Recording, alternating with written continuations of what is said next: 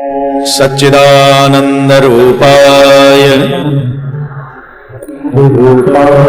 विश्वोत्पत्त्यादि Hathaway तापत्रय विनाशाय श्रीकृष्णाय वयं नमः।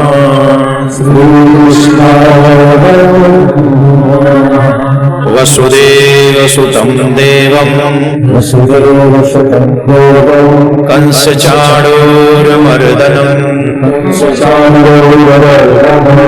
देवकी परमानन्दं कृष्णो वन्दे जगद्गुरुं कृष्णो वन्दे जगद्गुरुं सच्चिदानंद घन सर्वेश्वर सच्चिदानंद को हमारा कोटि कोटि नमन है, जो दैहिक दैविक भौतिक इंद्रतापों का पालन और संहार करने वाले हैं। ऐसे परम पिता परमात्मा सर्वेश्वर भगवान को नमन करते हैं, जो हम सबकी प्रार्थना को स्वीकार करने वाले हैं, हम सभी के ऊपर कृपा करने वाले हैं। आज यहां पर श्रीमद् भागवत कथा प्रारंभ हो रही है। भागवत श्रवण करना ही अपने आप में पुण्य का विषय है, और वो भी वृंदावन में सुनना, इसका तो फिर कहना ही क्या है। आप वृंदावन से कथा यहां आकर सुन रहे हैं, ये आपके बहुत पुण्यों का ही प्रभाव है। भी भागवत के महत्वपूर्ण महत्व को समझें। जो भागवत आप सुनने बैठे हैं, उस भागवत का बहुत ही बड़ा वर्णन है। भागवत के महात्म्य में इसका वर्णन है विशेष तौर पर। नित्यम मम कथा यत्र तत्र तिष्ठति वैष्णवः कलिवाहा नरास्तैवै ये चर्यन्ति सदा मम। जहां नित्य मेरी कथा होती है, वहां विष्णु पार्षद नित्य प्रहलाद जी इत्यादि वहां पर वास करते हैं। ध्यान से सुनना, जहां पर मेरी कथा होती है, वहां विष्णु पार्षद प्रहलाद इत्यादि जो हैं वो भक्त श्रोमणी, वो नित्य वहां पर वास करते हैं, विद्यमान रहते हैं। जो मनुष्य सदा भागवत शास्त्र की पूजा करते हैं, जिनके घर में भागवत विराजमान हो और नित्य भागवत का पूजन करते हो, चंदन लगाते हो, पुष्प चढ़ाते हो, सिर्फ पूजन मात्र करते हो, बड़ा महात्मा है। जो वैष्णव नित्य भागवत जी का पूजन करते हैं, चंदन लगाते हैं, पुष्प चढ़ाते हैं, तुलसी दल अर्पित करते हैं, ऐसे लोगों को काल भी भयभीत नहीं कर सकता, काल भी नहीं। वे कलि के अधिकार से बाहर हो जाते हैं। आप सोचिए कितना बड़ा महात्मा है। और ये मेरे शब्द नहीं, वेद व्यास जी ने लिखे हैं। भागवत पूजन का कितना बड़ा महात्मा है कि आप पाठ भी नहीं कर पा रहे, पाठ भी नहीं कर पा रहे, सिर्फ तुलसी चंदन और दीपक आरती कर दीजिए, इतने वर्ष से काल का अधिकार आपसे दूर हो जाएगा। आप नहीं, काल आपका कुछ नहीं बिगाड़ पाए। फिर ठाकुर जी करे जो, फिर क्या मरेंगे नहीं? मरना तो पड़ेगा, ये तो सत्य है, लेकिन काल के द्वारा नहीं। तो फिर ठाकुर जी आपको मारेंगे नहीं, अमर करके अपने धाम ले जाएंगे। अब प्रश्न ये उठता है कि कैसे ले जाएंगे? सुनो, प्रहलाद जी मरे हैं क्या? जवाब दो। ध्रुव जी मरे हैं क्या? मीरा जी मरी हैं क्या? इनको आप मरा हुआ कहेंगे? आप उस श्रेणी में आ जाए। वो भक्त जो वैष्णव होते हैं, जो भगवान के भक्त होते हैं, मरते नहीं है, वो ठाकुर के धाम में प्रवेश करते हैं। मरना तो वो है मेरे प्यारे, जो पुनरपि जन्मम पुनरपि मरणम पुनरपि जन्मी जठरे शयनम, बार बार जो मां के घर में जाते वो मरते हैं। एक और बात बताएं भैया, बहुत छोटी सी आयु है, और इस छोटी सी आयु में अगर तुम इतना भी ना कर सको तो धिक्कार है। अब बताइए, पूजन करने में कितनी देर लगेगी? तुलसी दल चढ़ाने में कितनी देर लगेगी? अब भागवत नहीं रख सकते पूजा स्थल में? एक भागवत महापुरुष, लेकिन अशुद्ध स्थिति ना हो मंदिर की, घर की, ये भी ध्यान रखें कि घर में प्याज लहसुन का तड़का भी चल रहा है, बढ़ाइया चकाचक, और ठाकुर जी पे भी हम लोग, ऐसा नहीं, उस पे कंट्रोल लाओ। वैष्णव वही कहलाया जाएगा। बात वैष्णव की हो रही है, या नहीं कि घर के बाहर जाके पी खा के भी आ गए और वहां जाके पूजन भी कर दिया। कैसे काम चलेगा बताओ? वैष्णवों का सा जीवन जियो, उल्टा सीधा कुछ खाना नहीं, न पीना, न हाथ लगाना, सिर्फ और सिर्फ ठाकुर जी का भजन करना, अच्छे काम करो, खूब संसार जियो, कोई परेशानी नहीं है। आपको बाबा जी नहीं होना है, घर में रहो, भजन करो, और जब ऐसे उत्सव होते रहे तो हमारे पास आ जाया करो। क्या जाएगा इसमें? आनंद आ जाएगा। जो वैष्णव लोग होते हैं जिनके घर में भागवत पुराण हो और मात्र चंदन करे, तिलक करे, तुलसी दल चढ़ा दे, पुष्प चढ़ा दे और भागवत को नमन कर दे, दीपक जला दे, उनके ऊपर काल का वश नहीं रहता। तो आप लोग ब्रज में, वृंदावन में बैठकर जब भागवत सुन रहे हैं तो आपके जीवन का सुकृत कौन वर्णन कर सकता है? कौन भला आपके भाग्य का वर्णन कर सकता है? इसलिए श्रीमद् भागवत के संदर्भ में न यस्य तिष्ठते शास्त्रम ग्रहे भागवतम कलो न तस्य पुनरावृत्तिर्याभ्यां पास्यात् कदाचन। कलयुग में जिस मनुष्य के घर में भागवत शास्त्र मौजूद नहीं है उसको यमराज के पास से कभी कोई छुटकारा मिल नहीं सकता। जिसके घर में भागवत शास्त्र ही नहीं, कलयुग में कैसे बचेगा? भागवत शास्त्र कलयुग के जीवों के कल्याण के लिए सुगम मार्ग वेद व्यास जी महाराज ने दिया है, जिस भागवत को सुनकर समस्त जीवों का कल्याण हो जाए। इसलिए हमारे और आपका सौभाग्य है, हमने कई बार बताया है, जब आपके मन में ये प्लान आया था, विचार आया था कि हम जाकर भागवत कथा सुनेंगे, उसी समय से आपके पितृगण पितृलोक में नाच रहे हैं, झूम रहे हैं, गा रहे हैं कि हमारे बच्चे भागवत सुनने जा रहे हैं, हमारे बच्चे भागवत कथा सुनने जा रहे हैं। ये सोचकर आपके पितृलोक में प्रसन्न हो रहे। अब आप बताइए, आपने आकर छोटा काम किया कि बड़ा? इसलिए जिसके घर में भागवत हो, जिसके कान में भागवत हो, जिसके हृदय में भागवत हो, उसका काल भी कुछ नहीं कर सकता, काल भी कुछ नहीं कर पाएगा। इसलिए हमें भागवत कथा मन से श्रवण करनी चाहिए। आइए भागवत कथा में ध्यान देकर सुने। नैमिषारण्य में शौनकादिक ऋषि विराजमान है। नैमिषे सूतमासी महामतिम कथामृत रसास्वादः कुशलो शौनको कवि अज्ञानध्वान्त विध्वंस कोटि सूर्य समप्रभ सूताख्याहि कथासारम् मम कर्ण रसायन भक्ति ज्ञान वैरागाप्तो विवेको वर्धते माया मोह निरारश्च वैष्णवे क्रियते कथम। नैमिषारण्य में 88,000 ऋषि विराजमान है। देखो, ये ऋषि मुनि महात्मा जब भी चर्चा करते हैं आपके कल्याण की करते हैं, और हमको हमारे कल्याण की परवाह ही नहीं है। अच्छा, कितनी उम्र हो गई आपकी? जरा उम्र, एज, आयु याद करो, अपनी अपनी एज। मुझे मत बताओ, याद करो। इतनी एज होने पर अपने कल्याण के विषय में कितनी बार सोचा है? सिर्फ ये सोचो। काम नहीं चल रहा है, बहुत बार सोचा है। कोई मेरी बात नहीं सुन रहा है, बहुत बार सोचा है। बच्चे मेरी बात नहीं मानते, ये लाखों बार सोचा है। पति मुझे ढंग का मिला ही नहीं, पता नहीं कौन से दिन कर्म फूट गए हमारे, जो ऐसा मिला निकम्मा।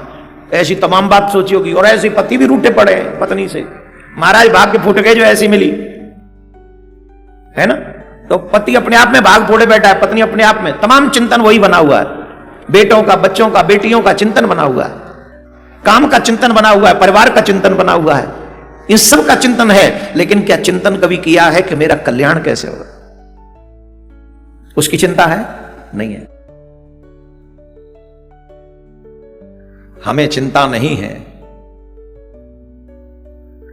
जो भक्त होते पता है वो क्या कहते हैं? हमें चिंता नहीं खुद की, उसे चिंता हमारी है। जो चिंतन करता है वो चिंता नहीं कर सकता। क्यों? हमें चिंता नहीं खुद की, उसे चिंता हमारी है। हमारे जीवन का रक्षक सुदर्शन चक्रधारी है। हमारे जीवन का रक्षक सुदर्शन चक्र, वो सुदर्शन चक्रधारी हमारा रक्षक है। जो द्रौपदी का रक्षक बना, जो पांडवों का रक्षक बना, जो ब्रजवासियों का रक्षक है, जो संतों का रक्षक है, भक्तों का रक्षक है, क्या वो हमारा रक्षक नहीं है? जितना मेरे लिए मंगलकर है, जितना मेरे लिए हितकर है, मुझे वो एनी हाउ देगा, एनी हाउ देगा। और जो मेरे लिए मंगलकर नहीं है वो मुझे नहीं देगा। नारद जी का कहां ब्याह कराया? नारद जी बड़े फड़फड़ा रहे थे, हमारा ब्याह करा दो, हमारा ब्याह करा दो। भगवान बोले ब्याह करके हम ही सैया पे लेटे हुए, तुम क्या करोगे ब्याह करके? बिना ब्याह ही ठीक हो। राधे राधे बोलना पड़ेगा। जिनके ब्याह को 25 साल हो गए, 20 साल हो गए, उनसे पूछो कैसे हैप्पी हो? सबरे शकल से गुठली गुठली रह गई, पूरा चुस गया आम। शकल देखो उनकी, गुठली जैसी रह गई बस।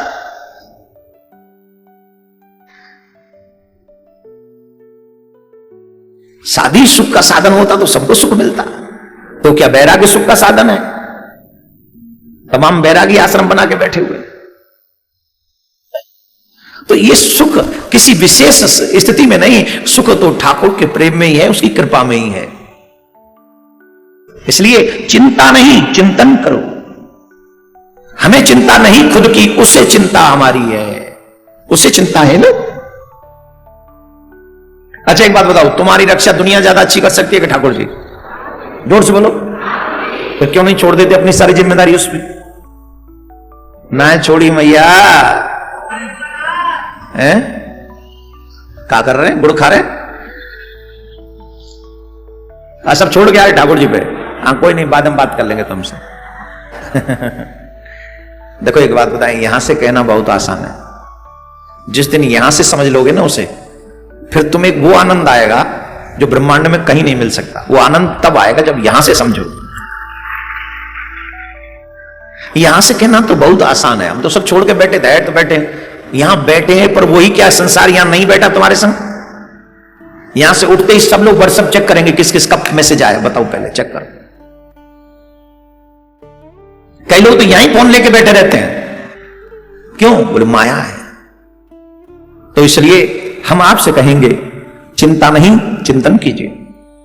चिंतन उस परमात्मा का कीजिए जिसका वर्णन भागवत में किया गया है।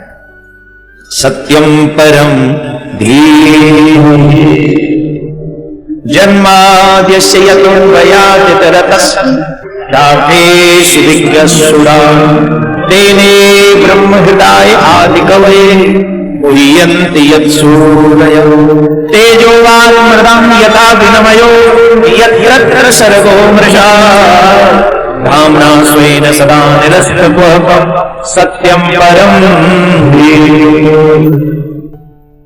तीनों कालों में जो सत्य है, था, है और रहेगा, भूत भविष्य और वर्तमान, तीनों कालों में जो कभी बाधित नहीं होता। सत्य किसे कहते हैं? सत्य किसे कहते हैं? जो किसी भी स्थिति में बाधित नहीं होता। सत्य सत्य रहता, जो बाधित ना हो। भूत भविष्य वर्तमान में कभी बाधित नहीं होता, वही सत्य है और वही सच्चिदानंद है। सत्यात्मकम त्वाम शरणम प्रपन्नः। उस परम सत्य का स्मरण करो, उसी की शरण ग्रहण करो, उसी का चिंतन करो। जब उस परम सत्य का चिंतन करोगे, मनन करोगे, ध्यान करोगे, तो तुम्हारी चिंता स्वयं ठाकुर जी करेंगे, फिर तुम्हें तुम्हारी चिंता नहीं करनी पड़ेगी। थोड़ा जोर से बोलना पड़ेगा, और जोर से बोलना पड़ेगा।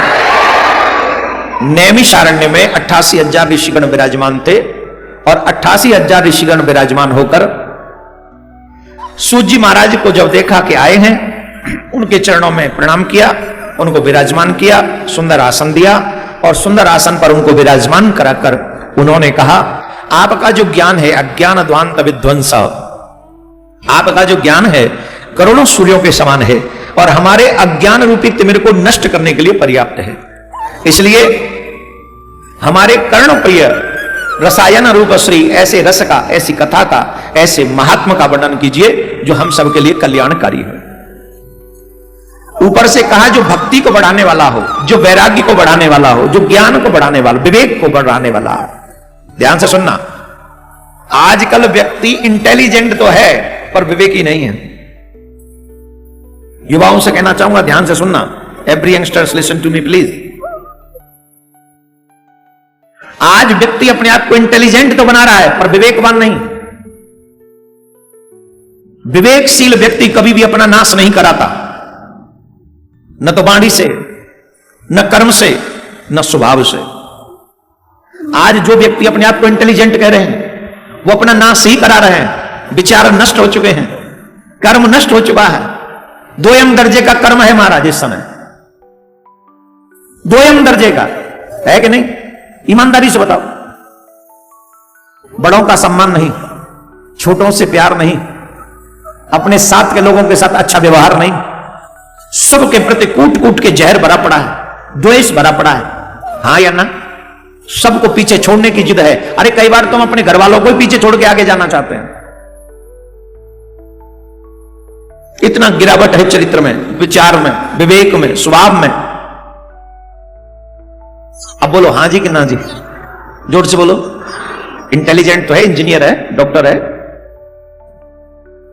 आईएएस है, आईपीएस है, और एक और है ना, क्या बोलते हैं वो, अकाउंटेंट।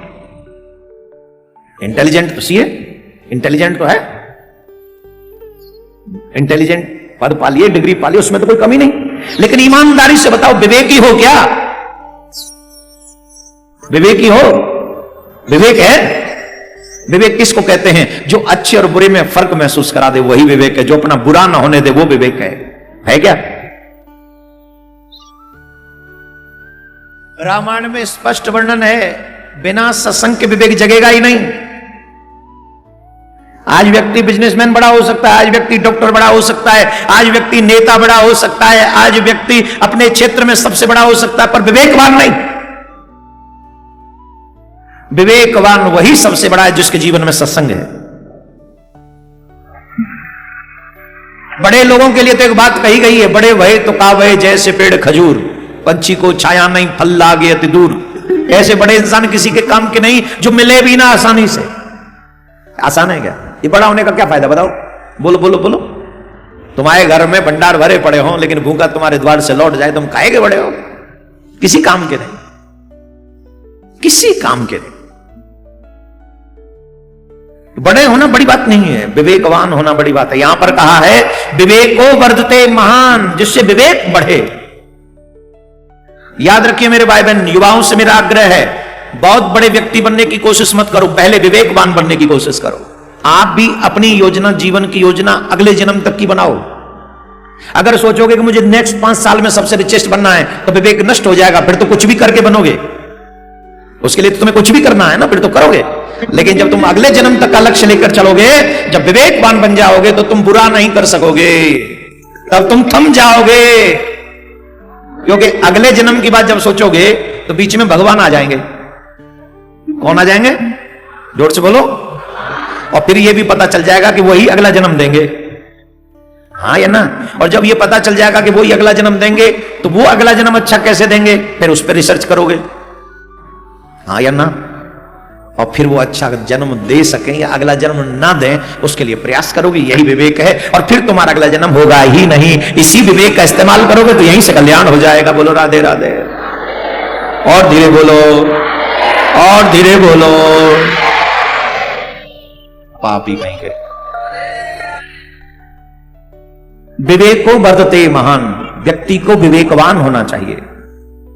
धनवान बड़ा नहीं है, विवेकवान बड़ा है। इसलिए सबसे पहले अपनी चेष्टा करो कि मुझे विवेकवान बनना है। मुझे धनवान नहीं, मुझे विवेकवान बनना है। जब आप विवेकवान बन जाओगे तो आपके मार्ग और भी अच्छे खुल जाएंगे। सूत जी महाराज से ऋषियों ने कहा, चिंतामणि केवल लौकिक सुख दे सकती है, कल्प वृक्ष अधिक से अधिक स्वर्ग का सुख दे सकता है। प्रयच्छति गुरु प्रीतो वैकुंठ योगी दुर्लभम, वैकुंठम योगी दुर्लभम। परंतु गुरुदेव अगर प्रसन्न हो जाएं तो भगवान का योग दुर्लभ नित्य वैकुंठ भी तुम्हें प्रदान कर सकते हैं। गुरु कृपा से तुम्हें वैकुंठ प्राप्त होता है, गुरु कृपा से तुम्हें गोविंद की प्राप्ति होती है। इसलिए आपके ऊपर जो गुरु कृपा है, सौनकादिक ऋषि कह रहे हैं सूत जी महाराज से, आपके ऊपर जो गुरु कृपा है उसी का कृपा का फल है। आपको कोई ऐसा मार्ग हमें बता दीजिए जिससे सबका कल्याण हो सके। सूत जी महाराज कहते हैं, काल व्याल मुखग्रास त्रास निर्माण सहे हवे, श्रीमद् भागवतम शास्त्रम कलौ कीरेण भासितम कैलोकीरे।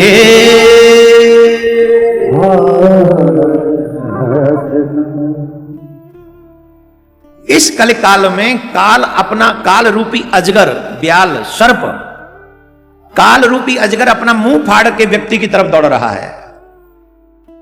किसी भी क्षण मनुष्य को अपना ग्रास बना लेना चाहता है, परंतु उस काल का ग्रास जीव को न बनना पड़े, इसीलिए श्री सुखदेव जी के मुख से श्रीमद् भागवत महापुराण जैसा ग्रंथ संसार के लोगों के लिए, कलयुग के लोगों के लिए प्राप्त हुआ है। जो मनुष्य इस श्रीमद् भागवत महापुराण रूपी ग्रंथ की शरण में आ जाएगा, काल उसका बाल भी बांका नहीं कर सकेगा, वो सुरक्षित हो जाएगा। इसकी विशेषता क्या है? इसकी विशेषता जानो। परीक्षिते कथां वक्तुं सभायां संसिते सुखे सुधा कुंभ गृहीत्वेव देवास्तत्र समागमन। जिस समय परीक्षित जी महाराज को श्री सुखदेव जी महाराज जी कथा सुनाने लगे थे, उस समय देवराज इंद्र हाथ में अमृत कलश लेकर उपस्थित हो गए थे। अब देखो यहां पर क्या हुआ, दक्षिणा लेकर तो भाई पंडित जी लो 500 रुपए लाए, कथा सुना दो। 500 रुपए दे रहे हैं, कौन देता है आपको? यह अहंकार हो गया। हुआ कि नहीं? हम तो करें 5 करोड़ दो, लेकिन ये भी न फील हो कि मेरा है। फील क्या हो कि नहीं, ठाकुर के दिए हुए बहुत में से थोड़ा सा अर्पण कर रहा हूं, ये मेरा तो है ही नहीं, चोरी कर रहा हूं फिर भी मेरा नहीं है, ये गोविंद का है। सत्य तो यही है। अर्पण तेरा तुझको अर्पण क्या लागे मेरा, इस भाव से अर्पण करे। पर इंद्र ने उस भाव से अर्पण नहीं किया। कहा कि मैं यहां ऐसे ही नहीं आया हूं, मैं आपके मुख से भागवत सुनना तो चाहता हूं, परंतु दक्षिणा में अमृत लेकर आया। अमृत कलश लेकर आए थे ना, अमृत लेकर आया हूं। ये अमृत एक बूंद भी पिला दोगे परीक्षित को, तक्षक पूरे जीवन भर डसता रहे। परीक्षित मरने वाला नहीं, परीक्षित का तो कल्याण ही होना है, ये नहीं मरेगा। इसलिए भागवत हमें सुना दो, भागवत कथामृत हमें सुना दो, और अमृत परीक्षित को पिला दो। सुखदेव जी ने देखा, परीक्षित जी की तरफ देखें तो सही, अमृत के प्रति अटैचमेंट तो नहीं हो गया सुन के। धन्य है वो श्रोता, धन्य है वो परीक्षित। अमृत का नाम सुनकर भी परीक्षित जी ने अपनी आंखें ऊपर नहीं उठाई, ऊपर की तरफ देखा ही नहीं। बताओ,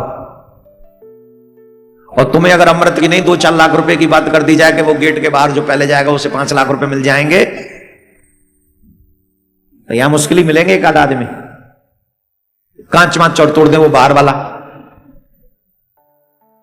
ऊपर से कहते भगवान की कृपा। अब बताओ कितना प्रभाव भाव में बदलाव है कि नहीं। परीक्षित जी ने अमृत के लिए भी नजरें ऊपर नहीं की। ये भाव देखो उनका, भागवत में विश्वास देखो उनका, नजरें उठाई नहीं नीचे। सुखदेव जी समझ गए चेला कैसा है, वो गुरु जी जल्दी समझ जाते हैं। गुरु जी समझ गए इसे नहीं चाहिए। बोले सुनो, जब हमारे चेले को ही अमृत से अटैचमेंट नहीं है तो फिर हम क्यों करें।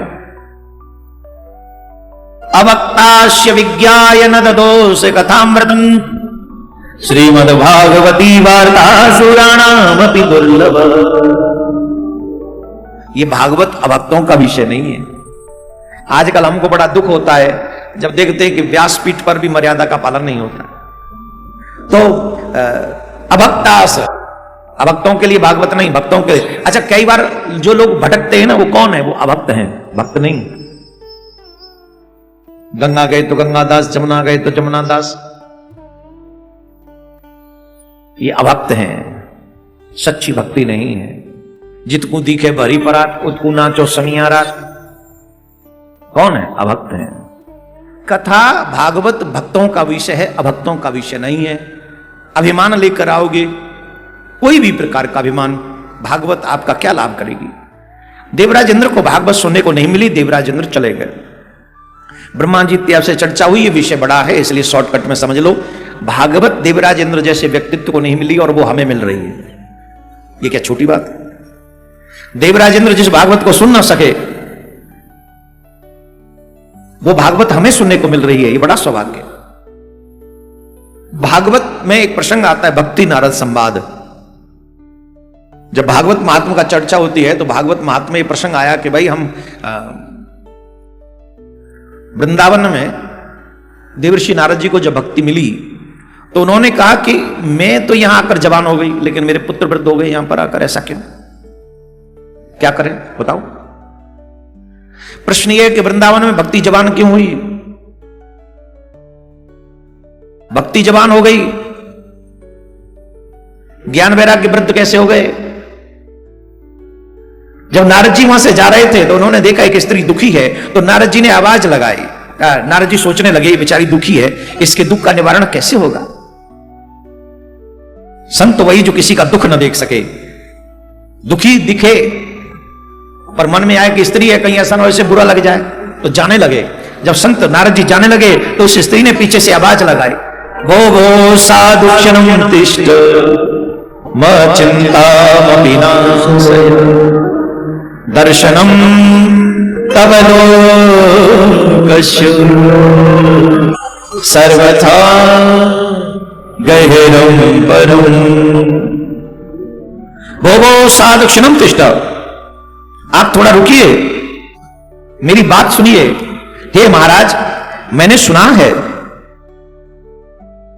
जो मनुष्य दुखी हो और दुखी मनुष्य को किसी संत का, किसी भक्त का अगर दर्शन हो जाए तो उसके जीवन के सारे दुख समाप्त हो जाते हैं।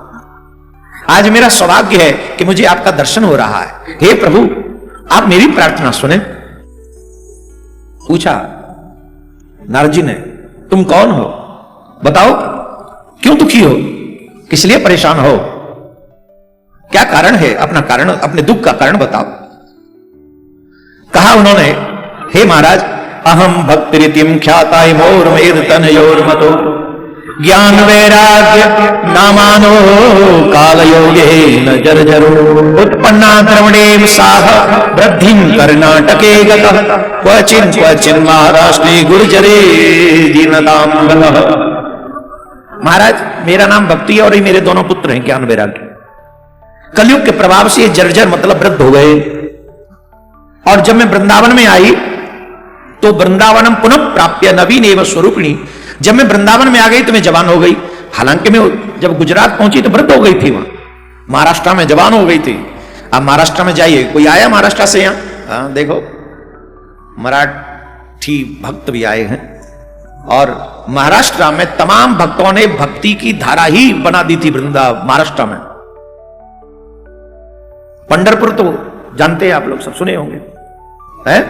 पंडरी भगवान दर्शन किए, नामदेव ले लीजिए, तुकाराम ले लीजिए, और न जाने ऐसे कितने भक्त हैं जिन्होंने महाराष्ट्र में भक्ति की धारा बहा दी।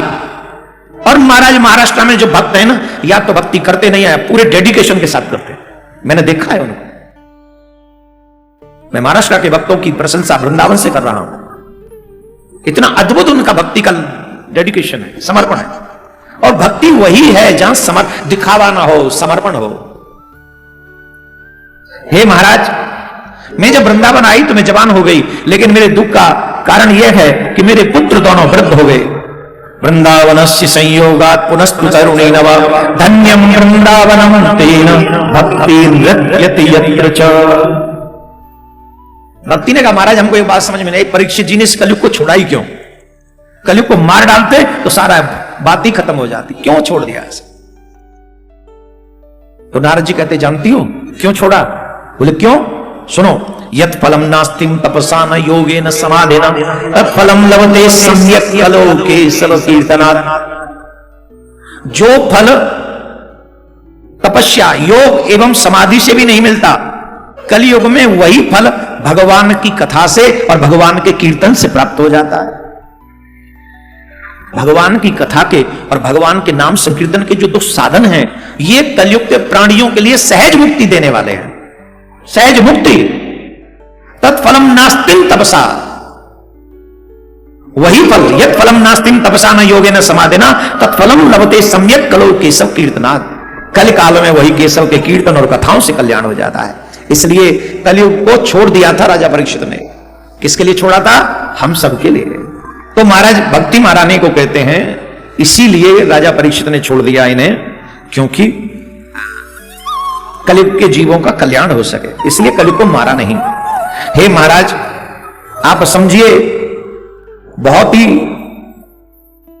दुख है इस कलिकाल में, परंतु महाराज एक बात कहें, जयति जगति माया यस्य काया धवस्ते वचन रचनमेकं केवलम चाकिलय्य ध्रुव पदमपि यातो यत्कृपातो ध्रुवोऽयम् सकल कुशल पात्रम ब्रह्मपुत्रम नतास्मि। भक्ति ने कहा, देवर्षि नारद आप धन्य हैं, आपका केवल एक बार का उपदेश धारण करने के कारण कयादु नंदन प्रहलाद का कल्याण हो गया। आपका उपदेश ग्रहण करने के कारण ध्रुव जी महाराज को ध्रुव लोक की प्राप्ति हो गई। आप सर्व मंगलमय हैं और साक्षात श्री ब्रह्मा जी के पुत्र हैं। मैं आपको नमस्कार करती हूं। ऐसा कौन कह रही है? भक्ति महाराज। संत को प्रणाम, भक्ति भी कर रही है। देखो कितनी गजब की बात है। अब यहां पर एक प्रश्न उठा, आपके उपदेश को धारण करके प्रहलाद जी का कल्याण हुआ, आपके उपदेश को धारण करके ध्रुव जी का कल्याण हुआ। अच्छा, अब ये प्रश्न है, हमारा कल्याण क्यों नहीं होता? उपदेश तो हम भी सुनते हैं। बोले हम सिर्फ सुनते हैं, धारण नहीं करते। जिस दिन धारण कर लेंगे उसी दिन कल्याण फिक्स है, उसी समय। सिर्फ धारण करने की देरी हो रही है, और जब तक धारण नहीं करेंगे तब तक मुश्किल रहेगी। ये कथाएं सुनकर, जैसे माता बहन नहीं सुबह स्नान करती हैं, फिर दर्पण के सामने खड़ी हो जाती हैं, क्या करती हैं? बोलो, श्रृंगार करती हैं। बाल गलत हो रहे हैं, चलो ठीक कर ले। ये यहां से ठीक नहीं आ रहा, चलो ये भी ठीक कर ले। ये ठीक नहीं आ रहा, चलो बिंदी लगा ले।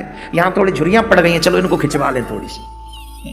ये होठ ठीक नहीं आ रहे, चलो थोड़ी वो काली काली लगा के फिर लाल बीच में लगा ले। हाँ या ना? काय का चक्कर है ये? बोले सुंदर दिखने का चक्कर है। हाँ या ना? बाल बंधे हुए अच्छे नहीं लगते, चलो थोड़ा नागिन की तरह खोल लें। काय किसके लिए? अब नहीं, मैं सिर्फ जस्ट दर्पण के सामने आप किस लिए खड़े हुए बताओ?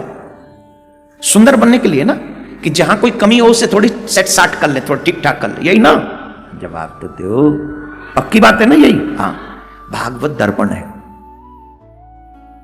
जैसे देवियां या आप पुरुष भी दर्पण के सामने जाकर अपने आप को सुंदर तैयार करते हो, वैसे ही भागवत एक दर्पण है। तुम्हें तुम्हारे दुर्गुण दिखाता है कि तुम्हारा कर्म यहां से खराब है, यहां विचार ये खराब है, यहां तुम ये गलती कर रहे हो, वहां तुम ये गलती। तो जैसे दर्पण के सामने जाकर आप गलत चीजों को बदलते हो, उन्हें सही करते हो जिससे आप सुंदर दिख सको, वैसे ही भागवत में आकर भी सामने बैठकर उन गलतियों को सोचो, समझो और फिर सुधारो। धारण करना ऐसे कहते हैं, इसे कहते हैं धारण करना। आपको ये पता हो कि आप जीवन में कौन कौन सी गलती कर रहे हो और किन किन गलतियों के कारण आप फंस रहे हो। जब तक आपको अपनी गलतियों का अनुभव नहीं होगा, एहसास नहीं होगा, तब तक भागवत सुनने का क्या लाभ होगा बताओ?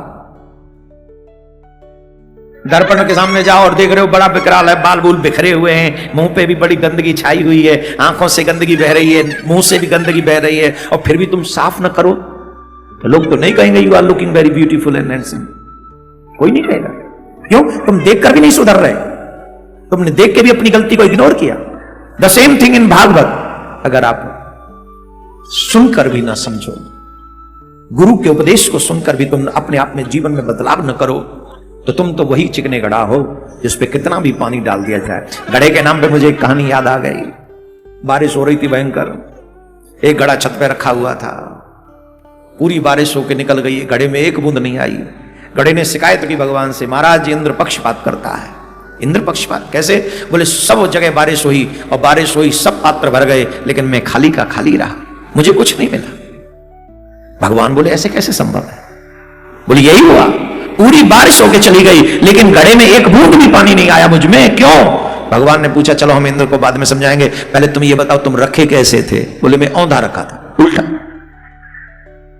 मैं उल्टा रखा था, मुख नीचे था और ऊपर पूरा चौपट्टा था।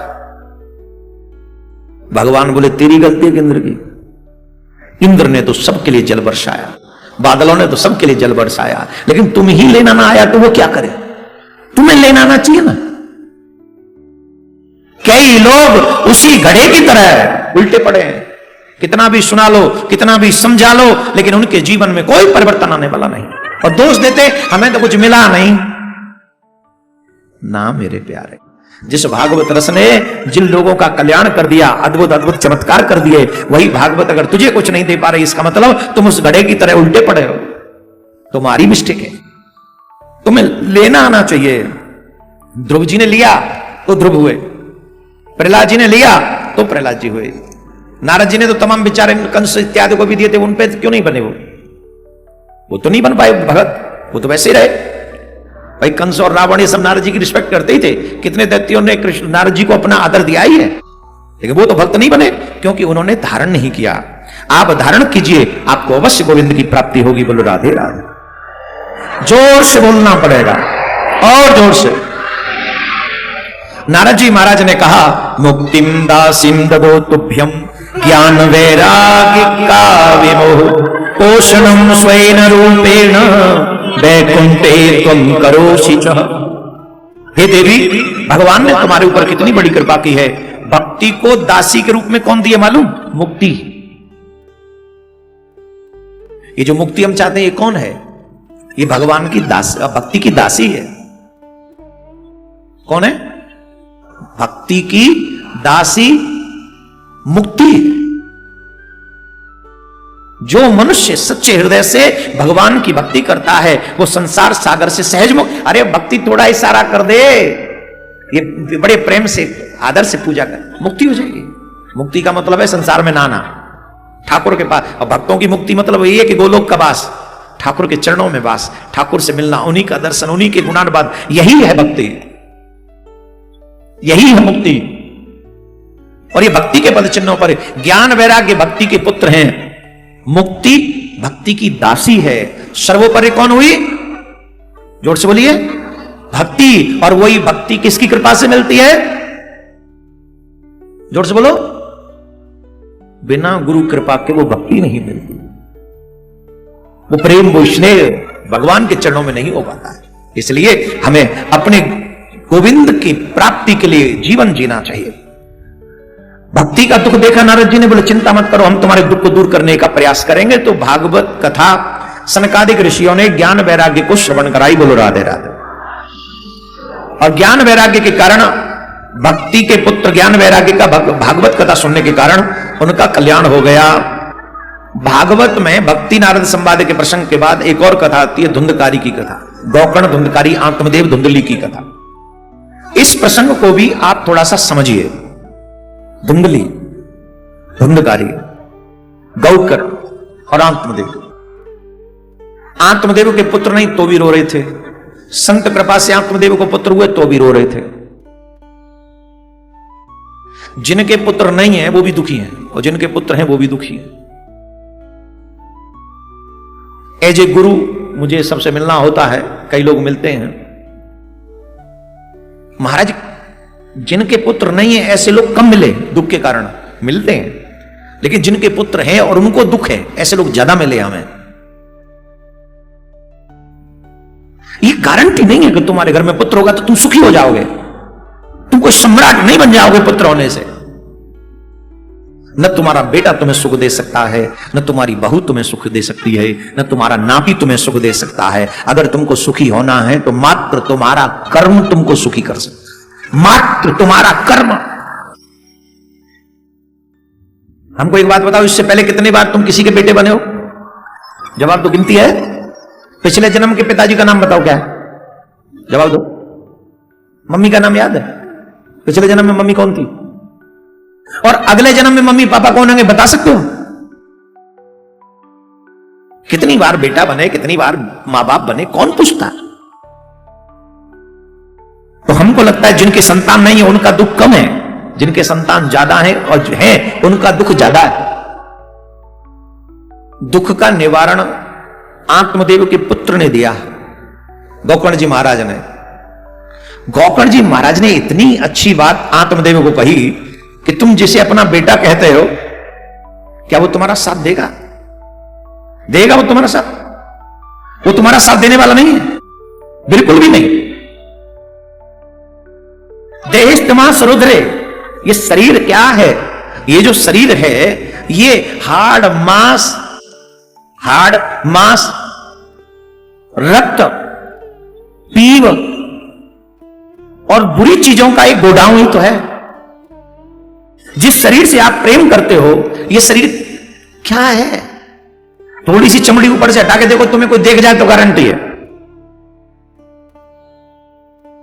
अंदर झांक के देखो, अपने आंखों से क्या निकलता है, नाक से क्या निकलता है, मुंह से क्या निकलता है, कानों से क्या निकलता है और द्वारों से क्या निकलता है, सिवाय गंध के है क्या?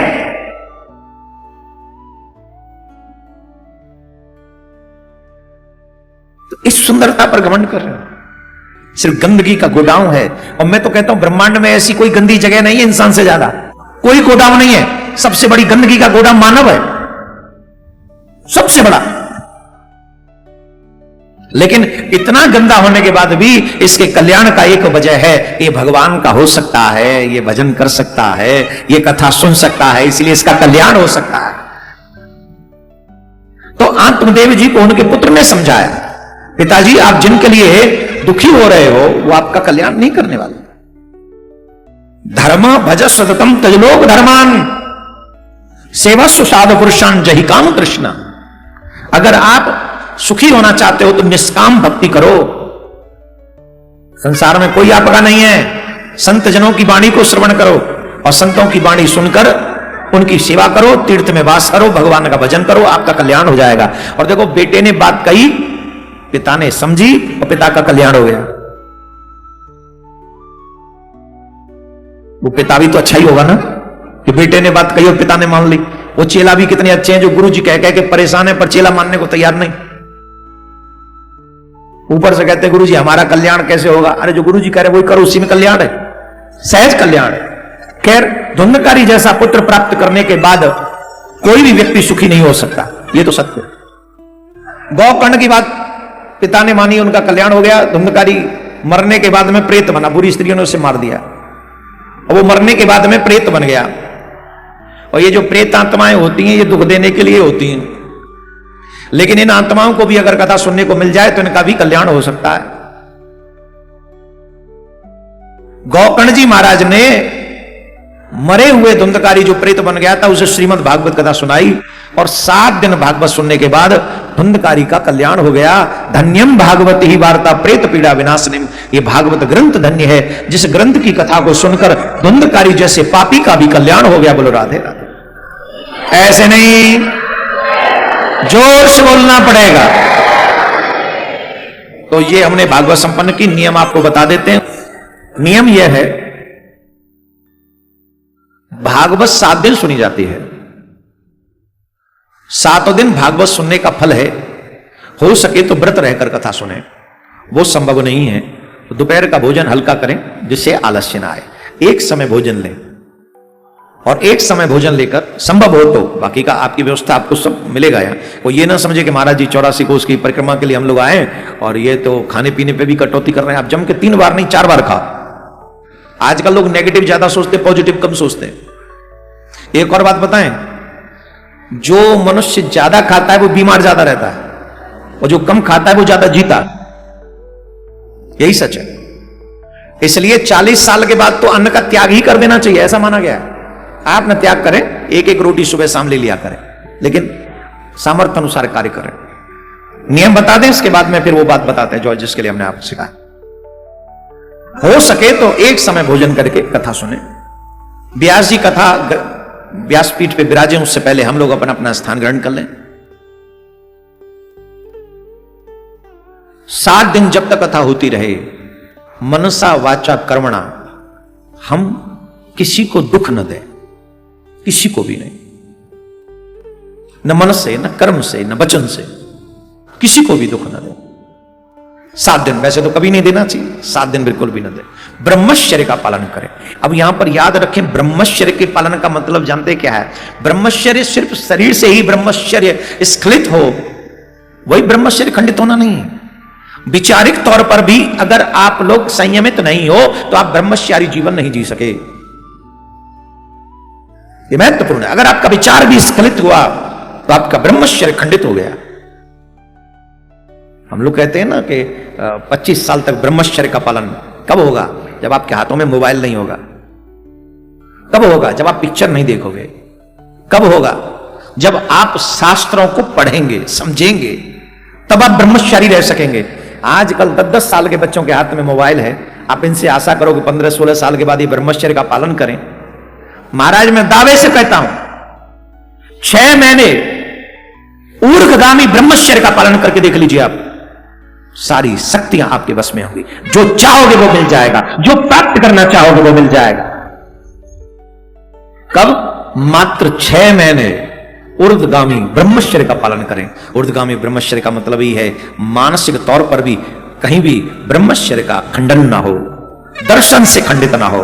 ऐसे ऐसे फेसबुक व्हाट्सएप पे हम लोग ऐसी पिक्चर्स, ऐसे फोटो, ऐसे वीडियोस देख लेते हैं, हमारे मन में भाव आ जाते हैं, फिर कहां ब्रह्मचर्य रहेगा।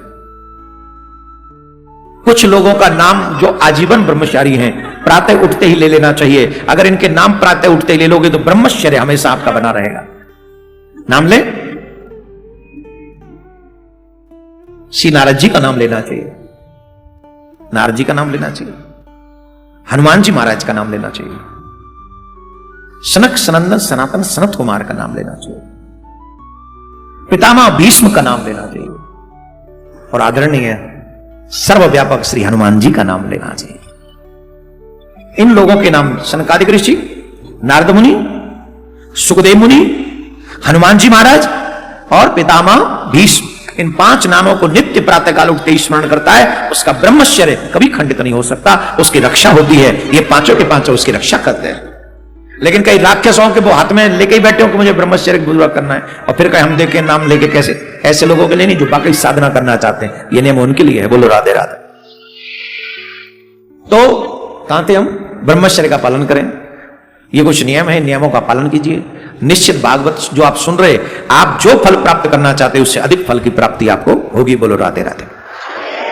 अब आइए हम पहले आपको बताते हैं बृहत 84 कोष का महात्मा, जिसके लिए आप यहां आए हो, और उसके बाद बताएंगे जो सोए हुए लोग किताब पढ़ते लेटे लेटे उसका दुष्परिणाम। आज सुनने के बाद आप कभी पढ़ोगे नहीं, ये गारंटी से हम कह रहे हैं। सुनना ध्यान से, और जितने बच्चे आपके सुन लेटे लेटे पढ़ते हैं उनको भी सुनवाना। दूर हो तो उन्हें बता दोगे बेटा सुन ले थोड़ी देर। अभी पहले बृहत 84 कोष की परिक्रमा का फल हम आपको बताते हैं। सबसे पहले बताते हैं ये परिक्रमा का, सबसे पहले ये परिक्रमा दी किसने, आपको मालूम नहीं? चलो हम बताते हैं। ये बृहत 84 कोष की परिक्रमा सबसे पहले बाबा नंद और मैया यशोदा ने दी है, भगवान के माता पिता ने। बृहत 84 कोष की परिक्रमा नंद बाबा और मैया यशोदा ने दी है। उसके पीछे एक विशेष रीजन है। क्या रीजन है? जब कन्हैया बाबा की गोद में आ गए, बाबा के घर में आ गए, नंद बाबा और मैया यशोदा बड़ा प्रेम करते उनसे, बहुत प्रेम करते, बहुत ज्यादा स्नेह करते। अब एक बात है, मनुष्य जीवन में, सनातनियों में एक बात तो है कि मनुष्य जीवन प्राप्त करने के बाद चारों धाम की यात्रा करनी चाहिए। सुनिए कि नहीं, कि चारों धाम की यात्रा किए बिना मनुष्य जीवन सफल नहीं, ऐसा माना जाता है। अब कन्हैया आ गए, और कन्हैया में मन आ गया मैया यशोदा का, बाबा नंद का। अब बार बार इच्छा होती है नंद बाबा की, अब बुढ़ापा है, न जाने जीवन में कब संसार छोड़ के जाना पड़े, तो 4 धाम तो कर ही ले, 4 धाम कर ले। पर जब कन्हैया को देखते हैं तो कहते हैं कि भाई 4 धाम के लिए जाएंगे तो कन्हैया से वियोग हो जाएगा। बार बार मन अटक जाता है कन्हैया में। तो अंत तो गत्वा एक दिन बाबा ने डिसाइड कर लिया कि नहीं, अब नहीं, अब तो चलना ही नहीं, अब तो हम जाएंगे। कन्हैया से कहा कृष्ण अब मैं 4 धाम की यात्रा करना चाहता हूं। बाबा कहा करेगो 4 धाम की यात्रा, बड़ो बूढ़ो शरीर है, कऊ खाई में पाम फिसल गो तो गड़बड़ है जाएगी, रहने दो। बोले नहीं महाराज, अब तो लाला तेरो प्रेम तो हमें जान नहीं देगो, पर तेरे प्रेम दे तो ऐसे ही है, पर अब हम जाएंगे चाहे कछू है जाए। बोले बाबा ना मान रहे तो चलो, अगर आप ना मान रहे तो चलो, ले चलो। अरे तू ना जावेगो, तू यहीं रहे, यहीं रहो, आप अकेले जाओगे? बोले हाँ मैं अकेले जाऊं। बोले चलो ठीक है, एक काम कर बाबा, तुम्हें पहले पड़ाव तक तो छोड़ाऊं, वृंदावन तक। बोल ठीक है चलो। बाबा बड़े उत्सुक है, बड़े आनंद में है कि 4 धाम की यात्रा पे जा रहा हूं, 4 धाम की यात्रा पे जा रहा हूं, 4 धाम बड़े बड़े प्रसन्न है महाराज, बहुत खुश।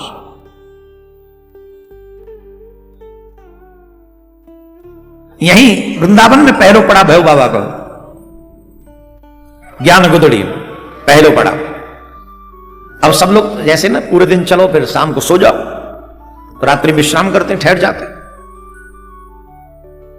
तो बाबा ने पहली बार विश्राम किया यहां, और रात्रि में बाबा को नींद नहीं आ रही थी। इसको सीमे में 4 धाम की यात्रा पे जाएंगे, 4 धाम की यात्रा पे जाएंगे, 4 धाम की यात्रा पे। रात्रि में लगभग 12 बजे बाबा की आंख खुली और बाबा विश्राम गृह से बाहर निकलकर खड़े हो गए। बाहर आकर वहां उन्होंने एक दृश्य देखा, 7 काले काले बगुला वृंदावन की पावन भूमि पर उतरे, काले काले, और उन्होंने ब्रजरज में अपने अंग को समर्पित किया। जैसे 7 बगुला उस ब्रजरज में लौटे, तो ब्रजरज में लौटते ही 7 के 7 बगुला व्हाइट हो गए, और जैसे व्हाइट हुए उड़ गए।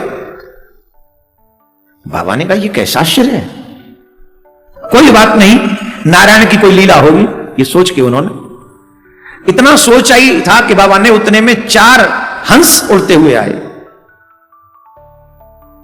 और वो भी काले। जो 4 हंस थे वो भी काले। और जब चारों हंस लौट कर आए, ब्रजरज में पहुंचे, और उन्होंने जब उस रज में लोट लगाई तो वो भी व्हाइट हो गए, और वो लोट लगाते लगाते वो भी व्हाइट हो गए और उड़ गए। अब बाबा के आश्चर्य का ठिकाना नहीं रहा। बाबा सोचने लगे ये कैसे संभव है, काले आते हैं व्हाइट हो जाते हैं, काले आते हैं व्हाइट हो जाते हैं। फिर एक घोड़ा आया, एक घोड़ा आया, वो भी काला, और ब्रजरज में उसने लोट लगाई, वो भी व्हाइट हो गया। और जब वो लोट लगाकर व्हाइट हुआ, और जैसे ही व्हाइट हुआ तो अब बाबा से नहीं रहा गया। बाबा ने जानना चाहा कि आखिर ये पूरी रहस्य क्या है, मुझे जानना चाहिए। तो व्हाइट घोड़ा जब हुआ तो वो जब जाने लगा तो उन्होंने कहा हेलो भैया, ओ देवता कौन हो तुम, प्रणाम करते हम तुमको, एक बार सुनो जरा हमारी। वो जानते थे कि ये भगवान कृष्ण के पिताजी हैं। उन्होंने कहा हम आपको नमन करते हैं, मनुष्य की भाषा। भैया तुम तो मनुष्य की वाणी बोल रहे हो। बोले मैं साधारण नहीं। भगवान नंद बाबा बोले आप कौन हो? बोले मैं तीर्थराज प्रयाग हूं। आप तीर्थराज प्रयाग? बोले हां। तो आप काले होकर आए थे और यहां व्हाइट हो गए, क्यों, कैसे? और ये आज रात्रि भर में ये बड़ा आश्चर्य देख रहा हूं, बड़ा अद्भुत आश्चर्य मेरे रात्रि भर में चल रहा है। 7 बगुले आए, 4 हंस आए, वो सब काले थे, और आज आप भी आए काले, और यहां करोगे सफेद, क्या है? बोले बाबा हम आपको पूरा रहस्य बताते, सुनो जरा ध्यान से। बताओ ना महाराज। बोले बाबा जिन 7 बगुलों को आपने देखा है वो 7 बगुले साधारण नहीं थे। तो बोले 7 बगुले वो सप्तपुरी हैं। क्या है? सप्तपुरी है। और जिन 4 हंसों को आपने देखा वो 4 हंस नहीं थे, वो 4 धाम थे। वो 4 धाम, वो सप्तपुरी, और मैं स्वयं तीर्थपति प्रयागराज। बोले भैया ये तो चलो अच्छा हो गया, पर ये तो बताओ तुम आए क्यों, काले क्यों, फिर यहां व्हाइट क्यों? ये रीजन तो समझ में नहीं आया ना, ये हमको जरा समझाओ। बोले सुनो, जब भी कोई मनुष्य सप्तपुरियों में से किसी पुरी में जाता है, या जब भी कोई मनुष्य 4 धामों में जाता है, या इन्हीं बातों को समझो, जिस धाम में जाता है, जिस तीर्थ में जाता है, तो तब तक के पाप वो वहां छुड़ाता है। समझ रहे हैं? जैसे आपने कल तक जितने भी पाप किए होंगे, आज आपने ब्रजरज में लोट लगाई, समाप्त। अब यहां से जब जाके दोबारा पाप करोगे तो फिर संग्रह शुरू हो जाएगा, लेकिन अब तक के पाप समाप्त। इसलिए साल में जब भी अवसर मिले तीर्थ करते रहना चाहिए, क्योंकि पाप तो हर दिन होंगे, पाप एक दिन में तो होगा नहीं सब। आप कितने भी अच्छे बने रहो तो भी पाप चेंटियां तो मरी जाएंगी आपके पैरों से। सब्जियों में, पुष्पों में तमाम ऐसे कीटाणु आ जाते हैं जिनकी हत्या हो जाती है, फलों में आ जाते हैं। सांस लेने से कीटाणु मरते हैं, आने जाने में कभी मानसिक पाप, कभी न जाने 500 प्रकार के पाप ऐसे ही होते रहते हैं। तो पाप तो हर पल होते हैं। इसलिए मनुष्य जब तीर्थ में जाता है तो तीर्थ में जाने से उसके पाप नष्ट होते हैं। इसलिए तीर्थ यात्रा करनी चाहिए। इसलिए तो हम तो कहते हैं हर पूर्णिमा आया करो वृंदावन में, महीने भर के पाप तुरंत महीने के महीने खत्म करो। ज्यादा महंगा चल गया, मामला लंबा चला तो बहुत खतरनाक हो जाता, पाप काटने ही वृंदावन आया करो। तो बोले महाराज जब भी मनुष्य कभी तीर्थ में जाता है, सप्तपुरियों में, धामों में, या हमारे, और ये सब जब जाते हैं तो अपने पाप तीर्थों में छोड़ के आते हैं, लेकिन साल में एक बार प्रयागराज में सभी तीर्थ जाते हैं, वो पूरे साल के पाप इकट्ठे करके वहां पहुंच जाते हैं, वो हमें छोड़ जाते हैं। तो बोले महाराज चारों धाम, सप्तपुरी और मैं स्वयं प्रयागराज, जब ये सब पाप इकट्ठे होते हैं तो हम इस ब्रज में आते हैं, उन पापों के कारण हम काले पड़ जाते हैं। साधारण पाप नहीं है, लोगों के भयानक पाप हैं, उन लोगों के पापों के कारण हम काले पड़ जाते हैं। लेकिन जब हम ब्रज में आते हैं तो ब्रज में आते ही हम इस ब्रज रज को अपने अंग पर लगाते हैं, और जैसे ही अंग से स्पर्श होता है हमारे सब पाप नष्ट हो जाते, सब पाप नष्ट हो जाते हैं। इस बात को ऐसे समझो, हमारे पाप उनको कैसे लग जाते हैं, ये समझो ना जैसे तुम अपनी संपत्ति बेटे को दे जाओ तो किस पे चली गई, वो बेटे पे गई ना। वैसे हम तीर्थ जाते हैं तो वहां पाप रह ही जाते हैं, और वो ब्रज रज में लोट लगाने से सारे पाप नष्ट हो गए उनके। नंद बाबा बोले अच्छा हमारो ब्रज, और ब्रज की रज को इतनो महात्मा कि चारों धाम, सातों पुरी, स्वयं प्रयागराज, यहू के पाप वृंदावन की रज कट रही है। बोले हाँ, मन में निश्चय कर लियो कि चारों धामन की यात्रा कैंसिल, अब नहीं जानो। ऐसे ब्रज में जन्म है, ऐसे ब्रज में हम आए जहां चारों धाम आवे, सप्तपुरी आवे, प्रयागराज आवे, फिर हम काहे को वहां भटके। सवेरो भयो, कन्हैया ने कही बाबा जाओ, कहां? बोले चारों धाम, मैं ना जा रहा हूं। क्यों? तुमने तो बड़े लड्डू वड्डू बांधे, बड़ी व्यवस्था करी सामान की, जा आप का? बोले लाला अब नहीं जा रहे हो, मोह का पतो ही कि जा ब्रज में हमारो जन्म भयो है, वह ब्रज को इतना बड़ो महात्म है, चारों धाम, सप्तपुरी, प्रयागराज यहीं आवे। है ना वो पद है, कौन सा पद है वो? जानते नहीं हो हम काशी केदारनाथ बसे दास दासी हैं, स्वर्ग अपवर्ग हम लेके करेंगे क्या, जानते नहीं हो हम वृंदावन वासी हैं। बद्री केदारनाथ रहे दास दासी हैं, क्या बात, क्या करेंगे हम वृंदावन छोड़ के? लाला अब नहीं जाएंगे। बोले बाबा अब तेने बात तो सोची ना कि चार धाम करेंगे? हाँ वाला बेटा सोची तो होती। बोले चल तो चार धाम यहीं करवाऊं। ब्रज 84 कोस में ही है सब, केदारनाथ भी है, बद्रीनाथ भी है, और गंगोत्री भी है, जमुनोत्री भी है, चारों धाम यही हैं। और जितने भी भारतवर्ष में तीर्थ हैं सब यहीं कहीं ना कहीं किसी न किसी रूप में विराजमान है। कहां? ब्रज 84 कोस में। और ब्रज 84 कोस के महात्म क्या है, जो मनुष्य ब्रज 84 कोस एक बार कर लेता है वो 84 के चक्कर से मुक्त हो जाता है। ताली मत पीटो, तुम आए काजे ना है। ये जो पैदल करते 84 कोस की परिक्रमा, ये उनके लिए है। तो महाराज हमारा किराया बेकार गयो? नहीं। देखो असमर्थता हम लोगों की यह है कि हम इस समय में तो पैदल कर नहीं सकते, और पैदल करने के लिए कम से कम 30 दिन चाहिए, 30 से 40 दिन आराम से परिक्रमा होती है। अब इतना समय किस पे नहीं है, तो क्या करें? बोले कम से कम वाहनों के द्वारा 5 परिक्रमा करें, वो एक और वाहनों की परिक्रमा 5 बराबर हो जाएंगी, 84 लाख से मुक्ति मिल जाएगी। राधे राधे। धीरे क्यों बजा रहे हो? तुम्हें क्या लग रही एक ही में करवा दूं? एक ही में चाहिए कल्याण? नहीं, हम पे वो भी है, हम पंडित लोग हैं, हम कुछ भी कह सकते। तुम कहो तो एक ही उद्धार करवा, मैं तुम आओ करवाऊं? नहीं, करवा। भगवान ने चाहा अगर तुम्हारा भाव अच्छा है तो सिर्फ आज की जो परिक्रमा आपने की है इतने में ही 84 कट जाएगी। आज जिस रज में आप लौट गए, इस साधारण इसमें आपने ब्रजरज में अपने तन को न्यौछावर कर दी, साधारण है। तो सबसे पहली परिक्रमा किसने की 84 कोस की? पक्का नंद बाबा मैया यशोदा बाबा नंद ने परिक्रमा की सबसे पहली, और तब से यह चल रहा है। दूसरा, 84 कोस की परिक्रमा का फल क्या है?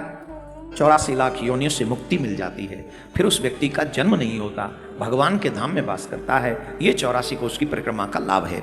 आइए, अब मैंने जो एक और बात आपको बताई थी कि जो लोग सोते सोते रहते हैं, राधे राधे बोलना पड़ेगा, जोर से बोलना पड़ेगा। शरीर में आलस्य अधिक होने के कारण व्यक्ति पढ़ता भी है तो सोते सोते, लेटे लेटे। और जो मनुष्य लेटे लेटे पढ़ते हैं उन्हें जो भी फल मिलता हो, लेकिन एक दुष्परिणाम होता है उसका, और वो दुष्परिणाम छोटा नहीं है, बहुत बड़ा है, बहुत बड़ा दुष्परिणाम। इसलिए कभी भी लेट कर कोई भी बुक नहीं पढ़नी चाहिए। लेट के पढ़ना शुभ नहीं माना गया। इसका साइड इफेक्ट है, जो मनुष्य लेटे लेटे कोई भी बुक पढ़ता है, चाहे वो स्कूल की बुक हो, चाहे वो धार्मिक बुक हो। धार्मिक बुक तो हमेशा रिस्पेक्टफुली पढ़नी चाहिए, बैठकर, नीचे वस्त्र लगाकर, बड़े ढंग से, आदर के साथ। लेकिन कोई भी बुक अगर आप पढ़ते हो तो लेट कर वो बुक नहीं पढ़नी चाहिए, अपितु बैठ कर वो बुक पढ़नी चाहिए। ऐसा माना गया है, जो मनुष्य लेट कर बुक पढ़ते हैं उनकी आंखों की रोशनी कम होती है। ये शास्त्र प्रमाण, सुनी सुनाई बात नहीं कर रहे। अभी एक बच्चा हाथ उठा रहा था कि मैं पढ़ता हूं, और मैं उसकी आंखों पे चश्मा भी देख रहा हूं, ये और जो मैं बोल रहा हूं वह सिद्ध हो गई। यही प्रत्यक्षम किम प्रमाणम, प्रत्यक्ष के लिए प्रमाण की आवश्यकता नहीं। इसलिए अब बहुत से लोग कह रहे हैं हम तो बहुत दिनों से पढ़ रहे हैं, हमारी तो आंखों में रोशनी कम नहीं हुई होगी। इफेक्ट जरूर आ गया होगा, पढ़ते पढ़ते आपकी आंखों से पानी बहने लगता होगा, आंसू आ जाते होंगे आंख में। इसलिए आप सब युवाओं को, जो बच्चे मुझे सुन रहे हैं, अगर आप चाहते हैं कि आपकी आंखों की रोशनी दीर्घकालीन बनी रहे, एक काम का त्याग अभी कर दें कि कभी भी हम लेट कर नहीं पढ़ेंगे। जितनी देर भी पढ़ना है आप बैठकर पढ़ें, और जितनी देर बैठकर पढ़ेंगे वो आपके लिए मंगलमय, लाभदायक होगा। बोलो राधे राधे। एक और संशय आपका निवारण आज हम कर जाएं, ये भी ध्यान से सुन लो। कई लोगों का प्रश्न यह है कि तिलक सोते समय लगा रहना चाहिए कि नहीं, और यह बहुत बड़ा प्रश्न है। काफी लोग ये प्रश्न करते हैं, और अगर उनसे कहा जाए, अधिकांश लोग कहते हैं कि तिलक सोते समय हटा देना चाहिए। कई लोग कहते हैं महाराज तिलक हटा दें, और सोते ही रह गए, फिर प्रश्न है सोते ही सोते रह गए तो क्या करें?